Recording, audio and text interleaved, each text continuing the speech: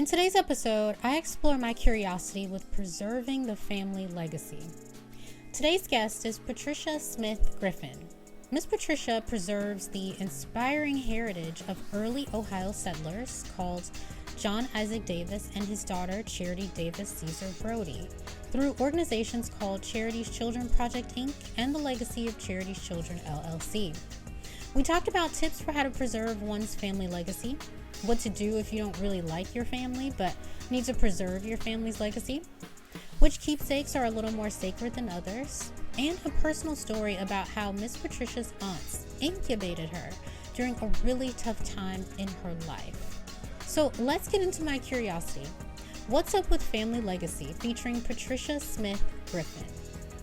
Hi, Miss Patricia. Thank you so much for being on this episode of the Curiosity Podcast. Thank you. Thank you for having me, Jen. It is so wonderful to have you because we get to unpack this really important topic of family history and family legacy. And so for me, I just feel so blessed to have the family that I have. And I think during this episode, you're going to get to understand like why that is. Okay. One of the things that I'll offer right now is every 2 years for as long as I can remember, my big family that is spread all across this great nation has always done a family reunion somewhere in the country. Our last one was this summer in Charlotte. In the next 2 years, it's going to be Chicago. We've been to Memphis. We've been to Las Vegas. We've been to all these different places. So I grew up understanding how important it is to maintain your family legacy, and particularly with family reunions. So I guess, my first question to you would be, what's your relationship to family reunions and how are they contributing to particularly Black American legacy and history? You know, I think that there was almost a family reunion movement of sorts in the late 70s, early 80s. That is when my Smith family, my dad's branch of the family tree, began having family reunions. And we did that every 2 years, like your family, up until around COVID. And to tell you the truth, we have not gotten back into it. I think that part of it is because the committee is aging and doing other things. And so we're waiting for the younger generation to, I guess, take up the mantle and begin to do that as well. And I think it's going to happen. And I know it's happening. And part of the reason is because I think, like your family, we left a plan and a pattern for them to follow. And so that's basically what they're doing now. One of the things that I found that was important when the J.C. Smith branch of the family tree hosted the reunions was our reunion booklet. And it was always something that I wanted to be a part of, that reunion booklet. And it was important because of, like you say, of legacy. One of the things that I included in there was, of course, the section on family history, tracing our history back as many generations as we could at that particular point. Another wonderful facet of that family reunion book, I think, was our health and wellness section. There are ailments that are genetic, and if you know it and can begin to mitigate it early in your life, it definitely makes a difference. So I am a big proponent of the family reunion. I miss not having the reunions that we used to have. And I also think that an important part of that is to remember that the reunions are bigger than one person. They are bigger than one branch of the tree. And none of us exist without the other. So when we are able to consistently put those types of things in the rear view mirror, because it's going to happen, brush it off, push it to the side, and let's remember the bigger picture, which is the family legacy. When I think about reunions, Jennifer, oh my goodness, when I think about reunions, I think about the traditions and the things that we learn about ourselves from the people who, and you've heard it 1,000 times, I know you better than you know yourself. That is true. That is true. There are people who in fact, and I've got a wonderful story about my Aunt Agnes, and I've got to tell it. We had a particularly stressful thing that was going on in the family with the purchase of some family of maintaining our family legacy in the form of our land in Alabama. We got pushed to the point of having to have a public auction. I went to the auction thinking that it was going to be completely academic, and I was met by land company owners who were coming for 100+ acres of our family land. Wow. So talk about putting on your big girl panties. Mm-hmm. So yeah, and when I outbid them, one of the gentlemen came over to me and said, "Young lady, is there gold on that land?"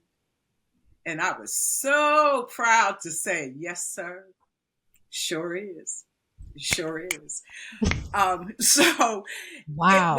it was that evening that I was back at Aunt Agnes's house, and Aunt Agnes and Aunt Margie were there, and they had cooked some black-eyed peas with ham hocks. We had cornbread, collards, fried chicken, baked chicken, and beef roast. Now, this was just our Wednesday night dinner.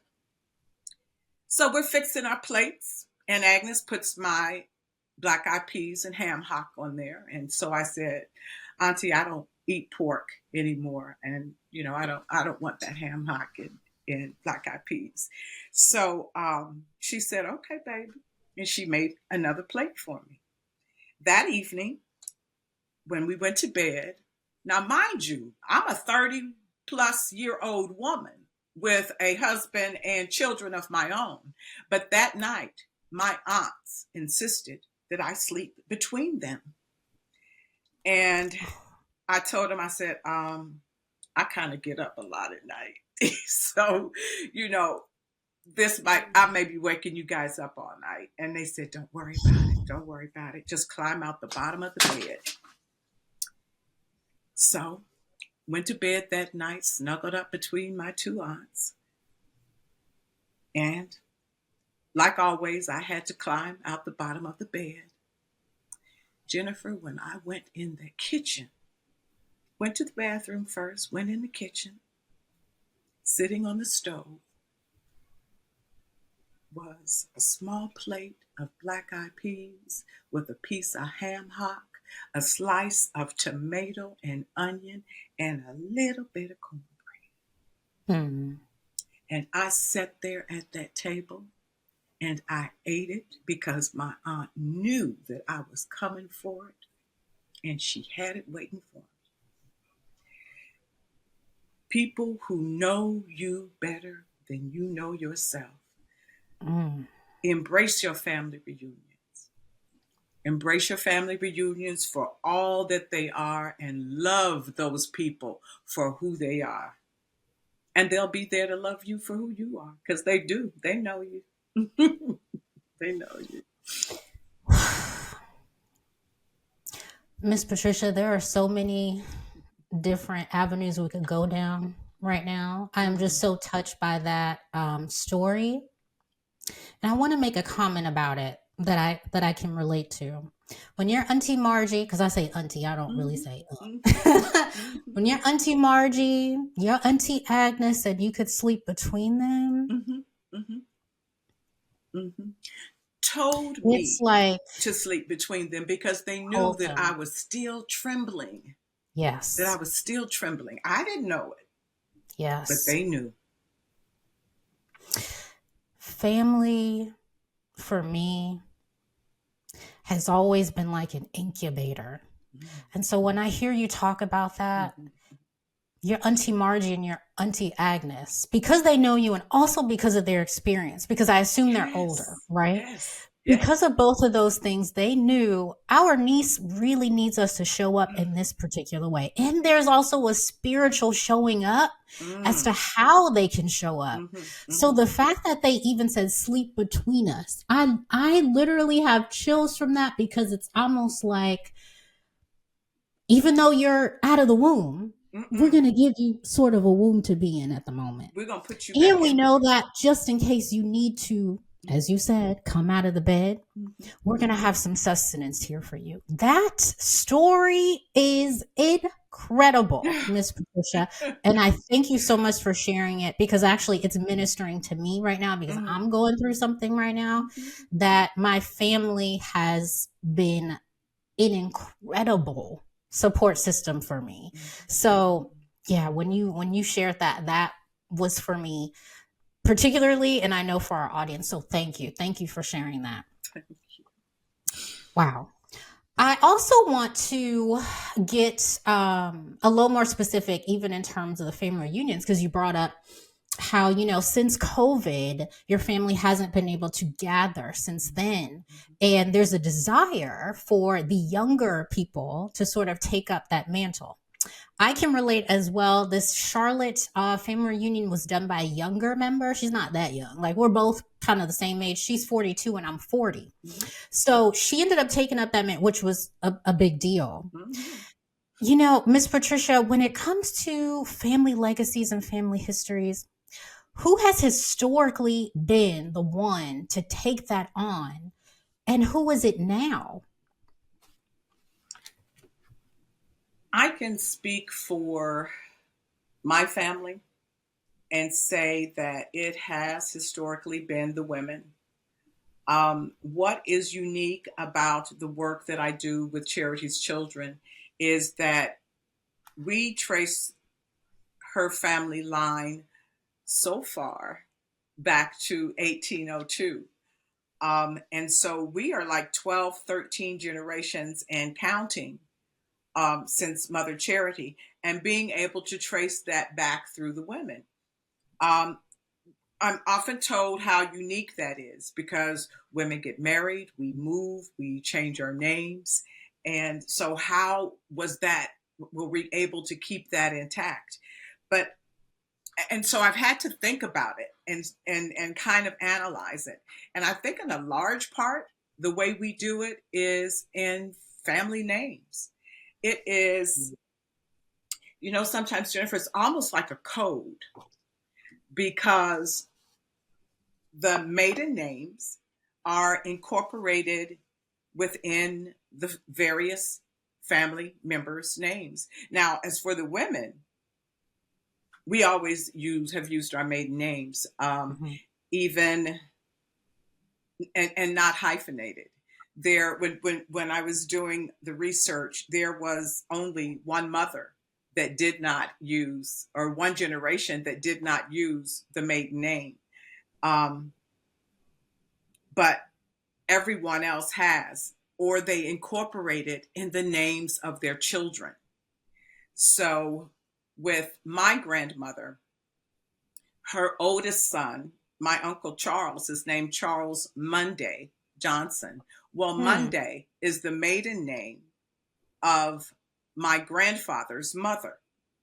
So I see her intent there to keep that lineage alive and to keep that woman alive in using the maiden name of her mother-in-law within her son's name. So there are things like that that have really been a help in family history.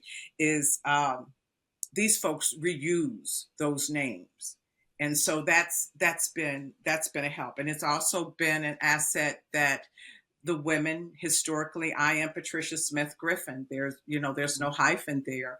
Hmm. I have a daughter who is married and chose not to use her husband's name. So we keep these. I don't know. It's almost like pebbles that Hmm. are clues to who we are along the way. Uh, and as I say, historically in my family, it has been the women who have preserved the artifacts and kept the oral and written histories alive.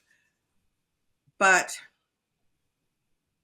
the men in their lives have been instrumental in that as well.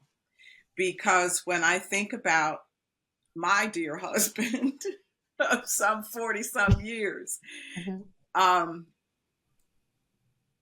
and the various estates in our family that we have had to inherit and incorporate into our home and into our lives.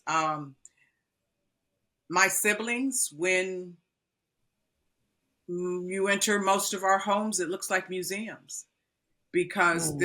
this is a part of the legacy that we have and who we are, and in the preservation of the antiques and artifacts that tell our family story. So I want to say that it's the women, Mhm. Mhm. but as I have done family research and have been introduced to new branches of the Broady family tree, oh, these are men who are keeping that history alive and are doing that research. So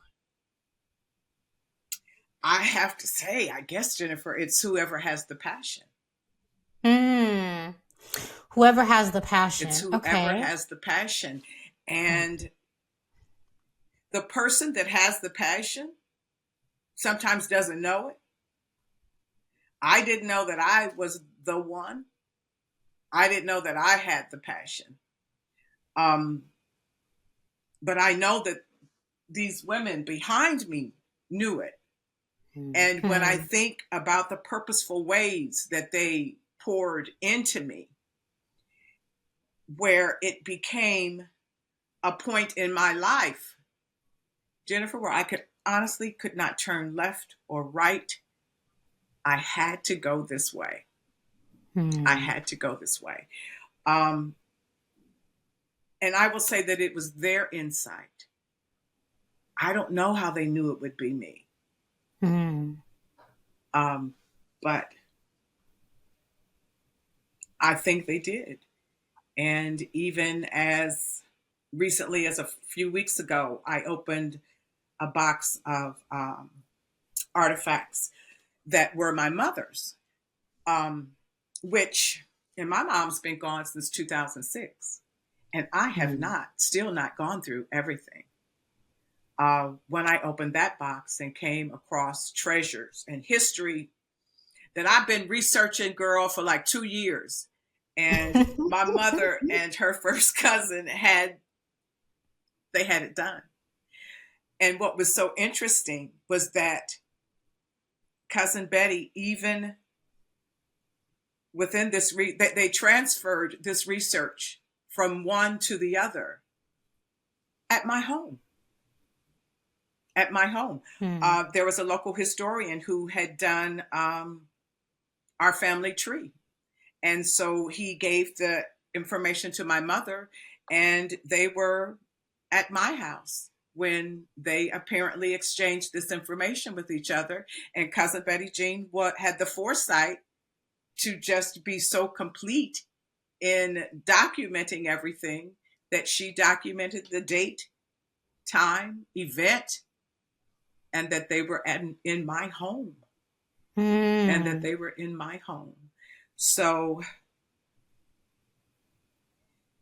it has to be the person that has the passion. And that is what it takes, is passion. You bring up a really good point about passion for sure. I do want to know what the antithesis of that is like. Let's say that you have somebody who is adopted, Hmm. you have somebody who doesn't really like their family, Hmm.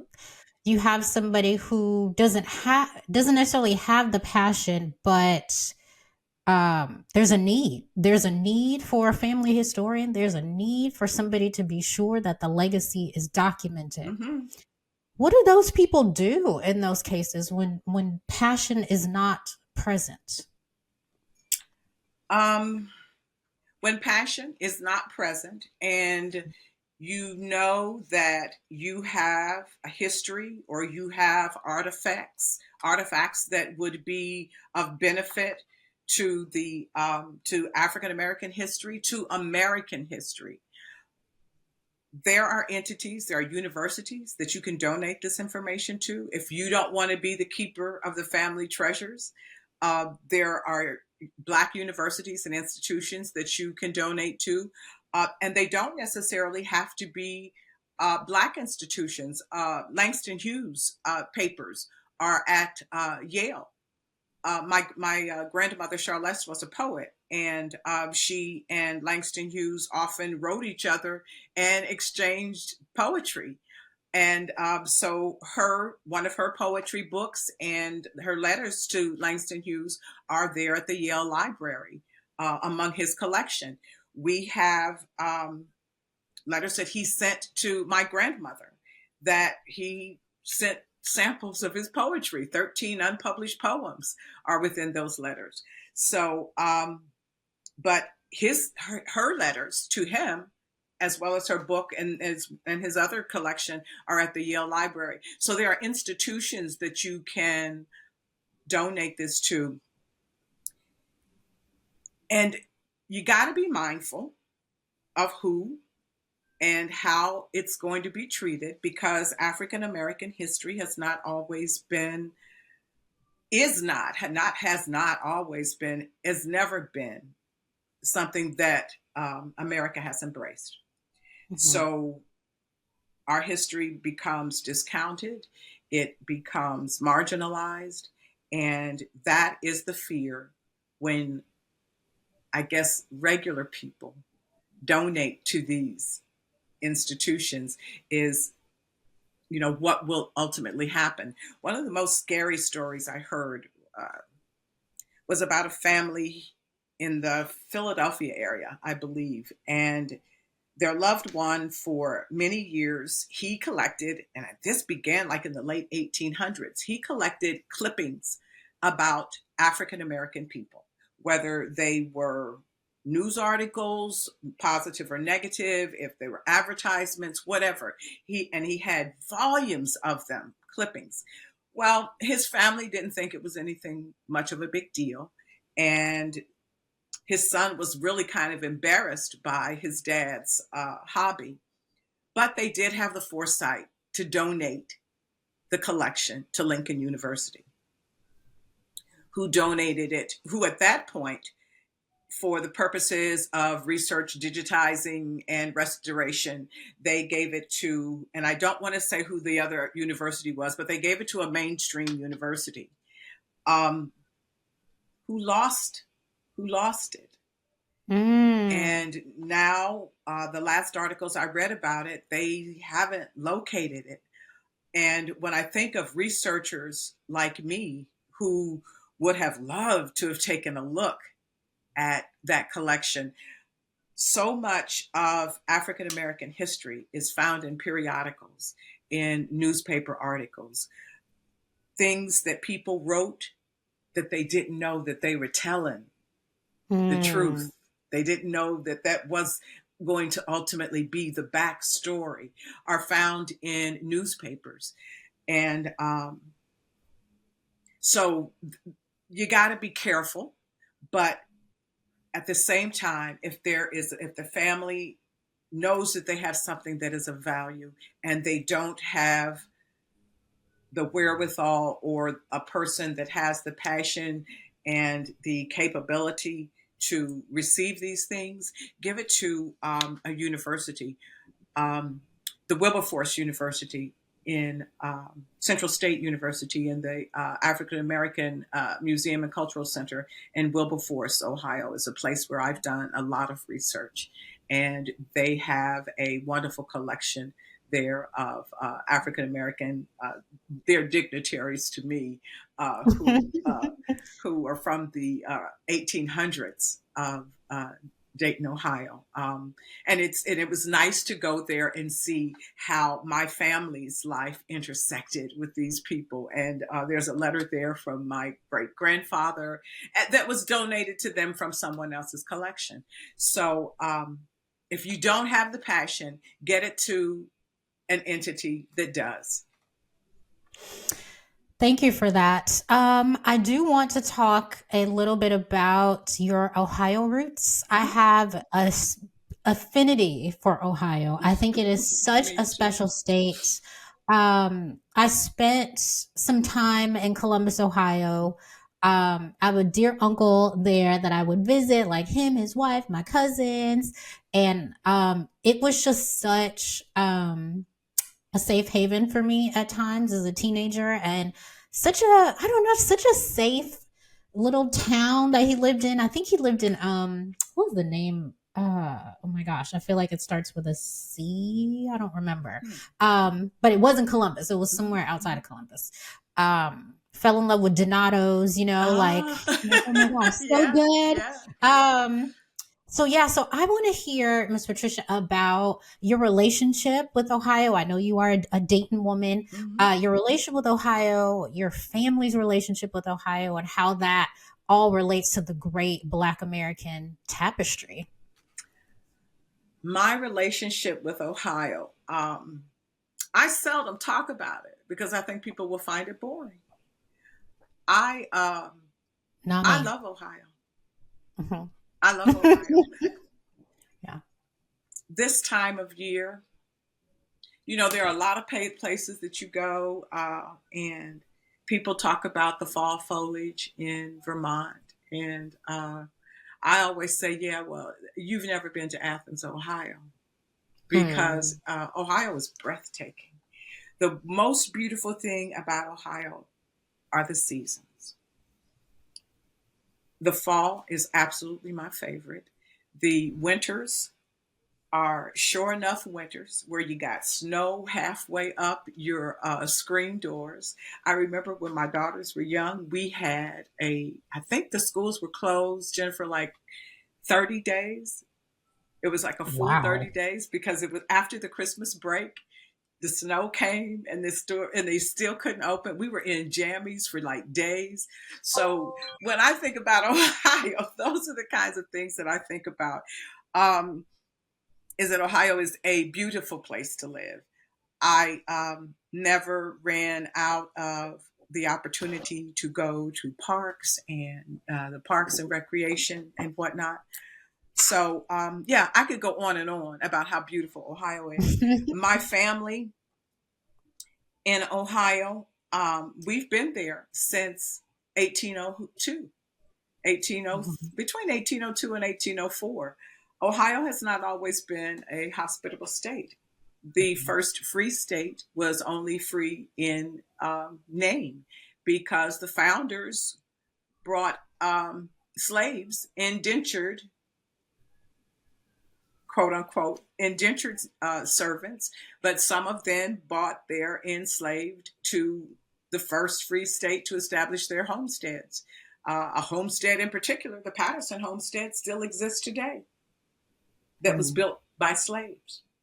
Patterson was so audacious that even when the townspeople came together to support the slaves, the enslaved, so that and took Patterson to court, where they won their freedom. Ned and Lucy Page won their freedom and were ordered free. Patterson kidnapped them back into bondage and threatened to send them back to Kentucky. So this first free state was the city of Dayton for the through the 1830s, 40s, 50s was what was called a mobocracy. The area in Dayton, Ohio, where Black people settled, most Black people settled during the antebellum period, was called Seeley's Ditch. And it was just that. It was where the runoff of the city from the factories and the city runoff was there in the ditch. However, the 1830s also brought emancipated Black men to the area, those who were emancipated, those who were fleeing enslavement. And they built the Miami Erie canals, which transformed the area, brought commerce all the way down that from the Ohio River, living and leading through the Miami Erie Canal into Dayton, Ohio. So the town blew up in population because of the engineering wizardry of these emancipated Black men. Well, while they were at it, they also revitalized Seeley's Ditch, and it became sought after land. So by 1841, there was a major pro slavery mob riot in Dayton, Ohio, that took out most of the population. At that time, the total population of Dayton, Ohio was just over 6,000.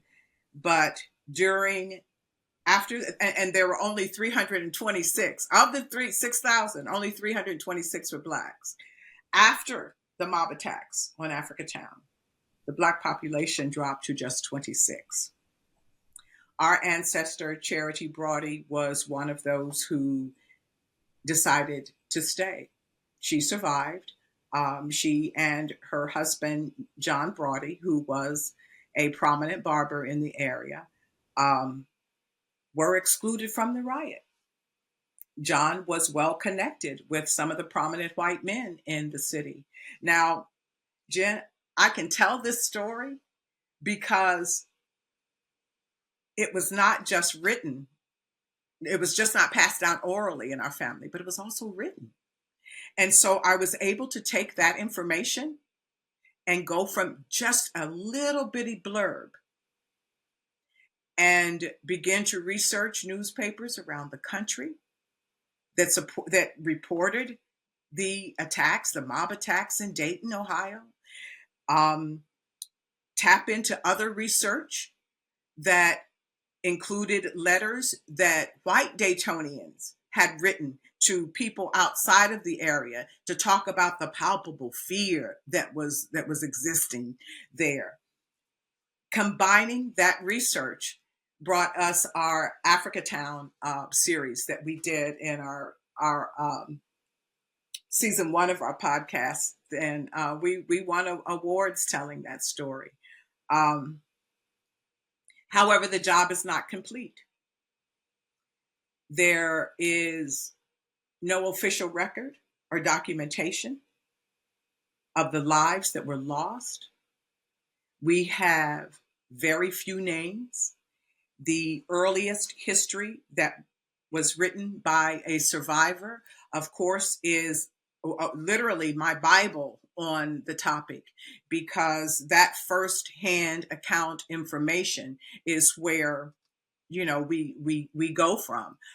We've delved into court records and come up with other aspects of the story based upon those court records, but that becomes a part of telling your family story, because it was easy to tell the story that John Broady left Charity after the attacks on Africatown. But what would cause a man to leave his wife and 6 daughters? A man who was prominent in the city, a man who within the antebellum, the slave period, lived next door to the richest man in town. What would cause you to pull up stake and run, even though you were granted immunity? Well, if you've got this wife who continues to work in the daggone Underground Railroad, she won't stop.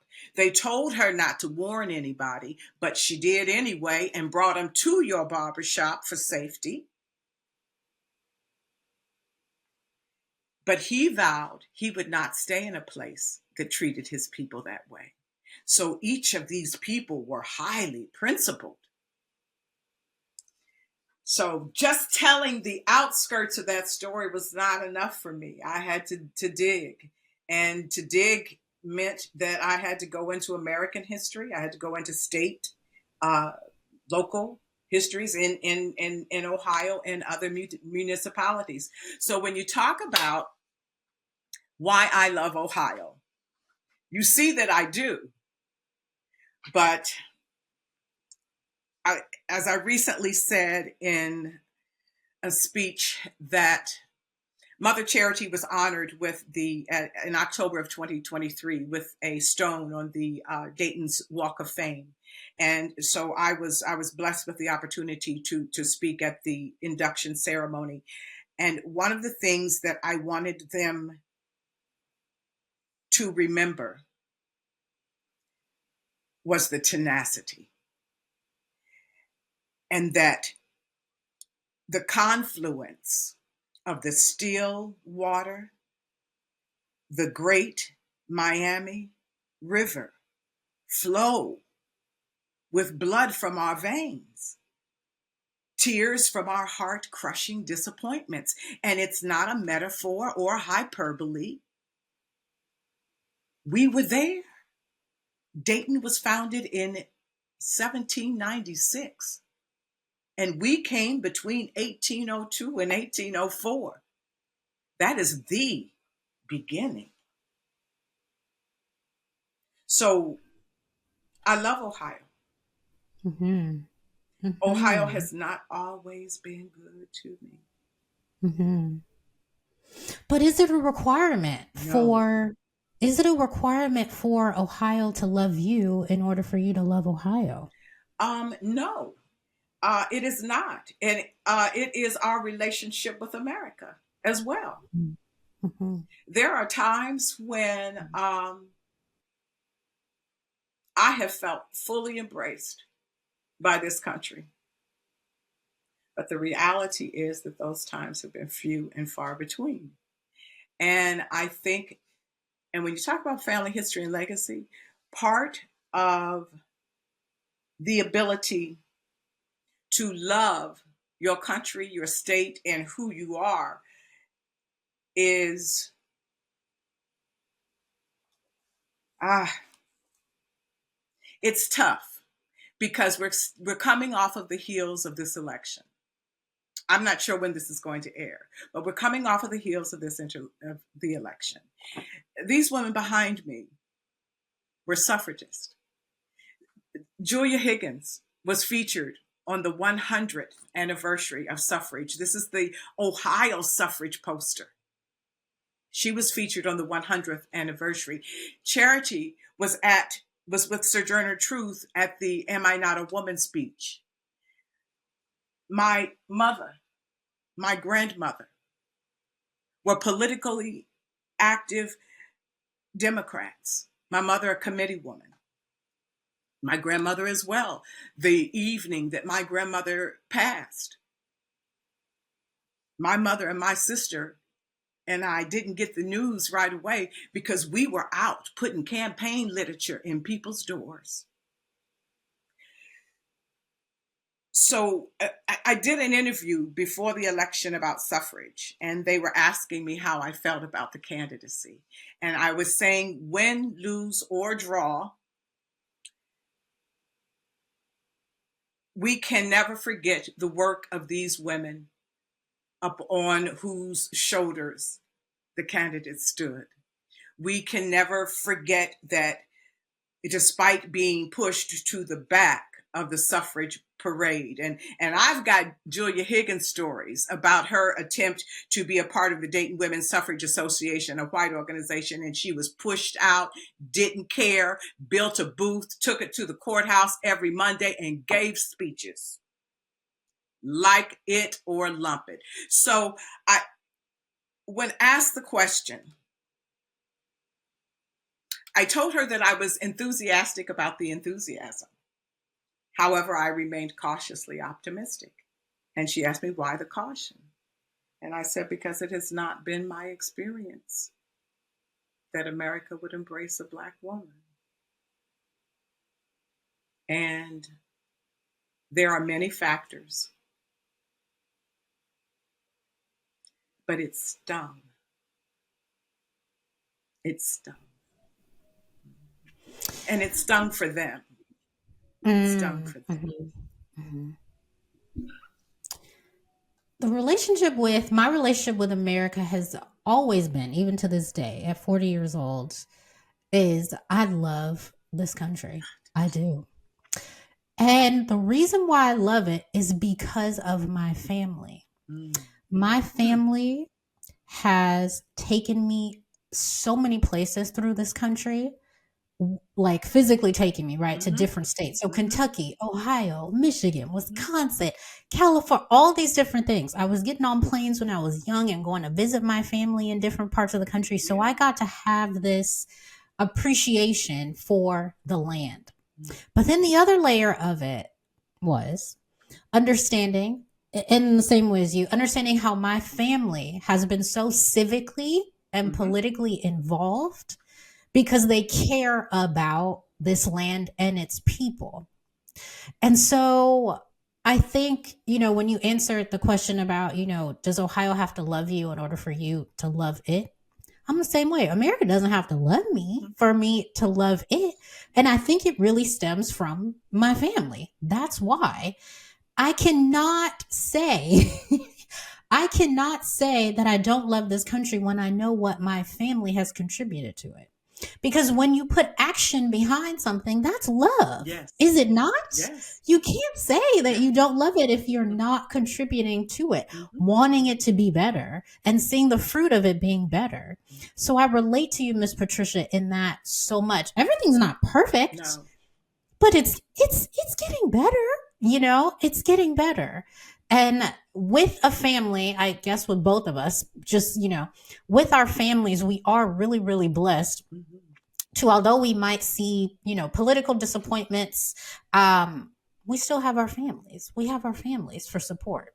And we have these people that we love, we've grown up with, we've raised, right?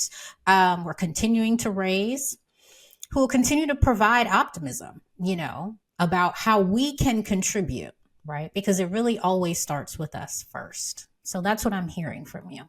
Absolutely. My daughter came in my office one day, and I was working diligently at this, and she said something to me that was quite profound. She said, Ma, you work at this like it's something that you're going to finish. She said, and you're not going to finish this. You're not supposed to finish this. And I heard that. My only obligation is to do what those before me did, which was the best that they could in their generation, to have the ability to pass a lit torch. That's it. Just leave it so that you can pass a lit torch. And because if we are blessed, the story continues. Amen. I don't want to keep you past our time. So what I'm going to do is play a game with you. Okay. And then I want to know just a little bit more about Miss Charity Broady, right? That's her last name? Yes. Okay. So here's the game, Miss Patricia. Okay. It is, let me pull this up. It's called Legacy Lightning Round. Okay. I'm going to give you rapid fire choices of family traditions and keepsakes and moments. Okay. And you're going to have to choose which one. You would have to choose, how do I say this? You'd have to choose one or the other. Okay. Well, in real life, we don't have to choose these, right? Keepsakes or traditions or anything. But I'm just curious about which ones you're a little bit more excited about than others. All right, you excited? Ready? I'm ready. Okay, here we go. Keepsakes. The category is keepsakes. All right. Family Bible or family cross? Family Bible. Very good. And can I tell you why? In a set after. Okay, so keep that in mind. Letters or photographs? Letters. Interesting. Hair tools or jewelry? Jewelry. Recipes or quilts? Hmm. Quilts. Okay. Now the category is like gatherings or moments. Okay. Okay. Block parties or family reunions? Family reunions. Okay. Graduations or weddings? Ooh. Weddings. And the last one, Sunday dinners or oral storytelling? Sunday dinners. Interesting. Okay. Now let's get some explanations Okay. because I am very curious about the first one, which was family Bibles or family cross. I say family Bibles because I'm looking over here at the Bible my mother gave me when I was probably about 9 years old. If you open that Bible, you will see the development of my life. We, if a Bible is well used, we have made scripture notations. There are notes in there. There are markings and indentations that tell the story of our lives. And a Bible is also a good place for you to write your family tree, even if you only know about a generation or two. Put it in your family Bible. And then the other one that I am curious about is letters or photographs. You Mhm. chose letters. Mhm. Why is that? Because I will tell you that it comes from doing this. I would not have always chosen letters. I think prior to me beginning this research, I probably would have chosen photographs, thinking that that is going to tell me a lot, or that it was more tangible. But ooh, honey, what the fill in the blanks that I have found in these letters and journals are phenomenal. And I there's not a picture that I would have that I would not trade, yeah, for a letter. You're making me think. This is so amazing, Miss Patricia, because you're making me think, okay, you can actually see without seeing, you can see a person by how they write. Whereas if you just see a photograph, you can project so much onto them, especially if you never met them, right? So Miss Charity Broady, for example, Hmm. you might see a picture of her, but you're so far removed, right, that you don't really know her. But if you were able to read her writing, if you were able to know what was in her mind, Hmm. her emotional ups and downs, Yes. her spiritual, you can clearly see her. And the scene that I'm talking about is not even physical. You're able to see her Yes. in a whole different spiritual light. You begin to see her in a light that can benefit you in this generation. Mm-hmm. Um, Remember this, and this is something that I think has attacked our young people on social media, is that a picture is what I want you to see. So it is. It's what I want you to see. Before we began this conversation, and you gave me a beautiful compliment, and the first thing I said to you, I'm sorry, I should have said thank you, but the first thing I said to you was that Monday through Thursday, I'm Grammy. Grammy don't always look like this. But if I were to take a picture, someone would have a complete impression of what they see, of what I intended to present today. But check out my writing. Hmm. Check out hey, listen to my podcast. You Hmm. find that, oh, this is a passionate woman. This is a empathetic woman. This woman feels probably sometimes too much. You will get that from my writing, but from my picture, it's only what I wanted you to see today. Today. So that's why I would choose the Yeah. I choose that Mm. letter. I choose that letter. So so you could fake the funk with a picture, but not Always. really with your writing. Not No. with your writing. Mm-mm, mm-mm. No, it's going to spill out through your writing. One of the things that concerns me about this generation is Mm. that their writing is online. Their writing is on Facebook. Their writing is maybe in their blogs. If they blog, if they're smart enough to blog, blogging is journaling, you know. Mhm, mhm, But I say all the time that this closet behind me is filled with my career. I've worked in radio since I was 16 years old. So I went from these great big old beta tapes. So we've got beta tapes, we've got the great big VCR, the video mhm. recordings, we've got the reel to reel, we've got floppy disk, we've got hard disk. Think about within my 30 plus year career, the different forms of communication and the restoration and retrieval of information. If we don't keep up with that every step of the way, oh, that's lost. What's on Hmm. that outdated hard drive? How do I get that off of there if I don't have the equipment to do it, or if things become so far advanced so quickly that they don't make that for me to retrieve that information anymore? So it's hard to hear, and it's not ecologically sound, but there are times, Jennifer, where I'm encouraging people. That was a beautiful Facebook post, and I was able to really see who you were and where you are in your life right now. Print it, print it, because if we don't have a hard copy, how if Zuckerberg decides tomorrow that you can't access that information anymore, Apple owns my life.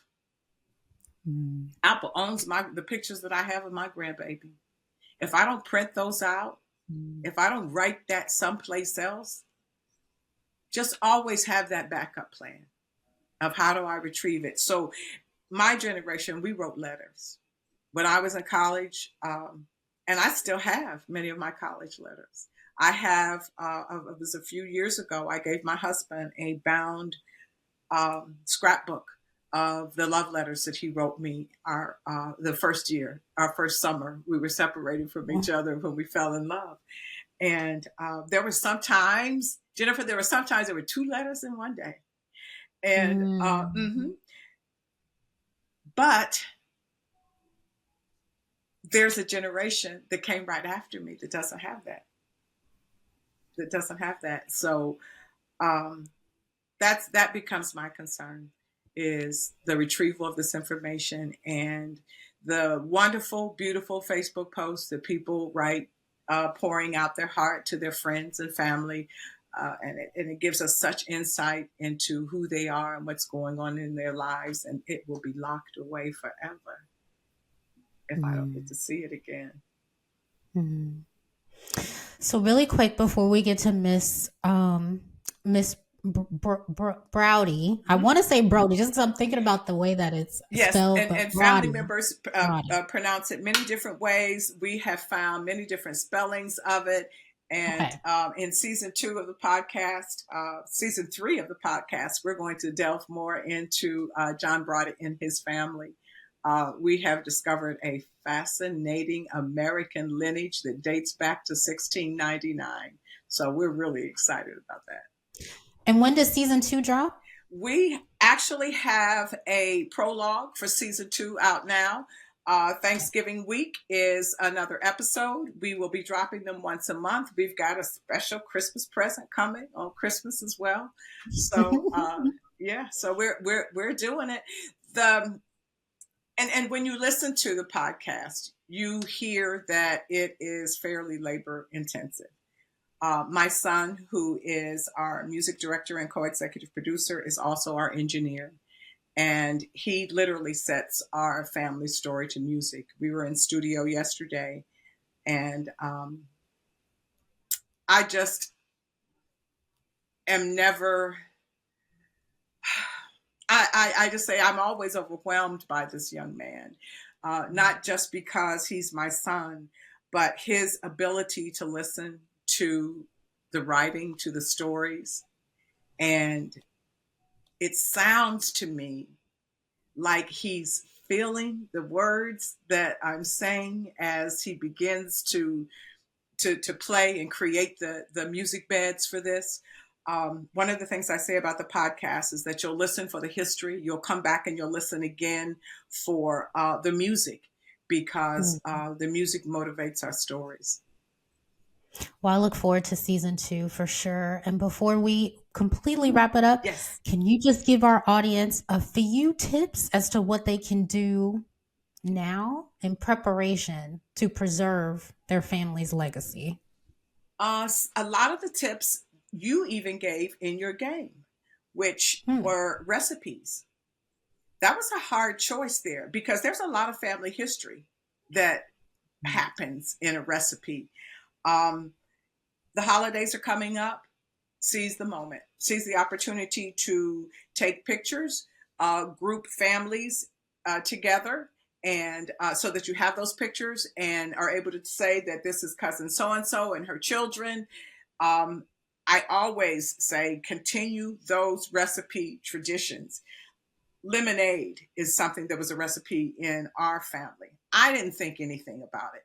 We always have lemonade at all of our family functions, until I read a book about my great grandfather. And it talked about his mother's lemonade recipe, Jennifer. So my second great grandmother was known around Dayton for her wonderful lemonade. And so, and it blew us all away, because, girl, you want some good lemonade? We can gourmet some lemonade for you, but never knew why, never knew where that tradition came from. So I say that as the holidays are coming up, embrace those family traditions, write them down, tell what you know about your family to the youngest member. You think that the babies aren't listening? You think that they won't remember the stories? I was once asked, when did I first learn about Charity Broady? And the answer to that was, when did I learn my name? I never didn't know about her. I always knew that she was a suffragist, that she was a nurse, that she was a conductor on the Underground Railroad, that she survived this terrible mob attack. It was something that I've always known. So you think that they're not listening. You think that they don't want to hear it, and they don't. They blow you off and they'll repeat what you have said. And that's it. That is it. Keep telling the stories. And is there anything you want to add? Anything at all? Is love your family. Love your family. I say that we are Charity's children by love and by blood, and understand who family is. Family may not always be those who share your bloodline, but your family are the people who love you and show up. So embrace your family. I get kind of sad when I hear people say and talk about separating themselves from their families, because speaking of family, if anybody can hear that, that is my sister, who I haven't talked to in a couple days, and she ain't having it. Okay, but I have to say that family ain't easy. Family ain't always easy, and I don't want to sugarcoat it. But if there has not been physical or sexual abuse, give it a go. Just give it a go. Unfortunately, we emotionally abuse each other a little bit too much.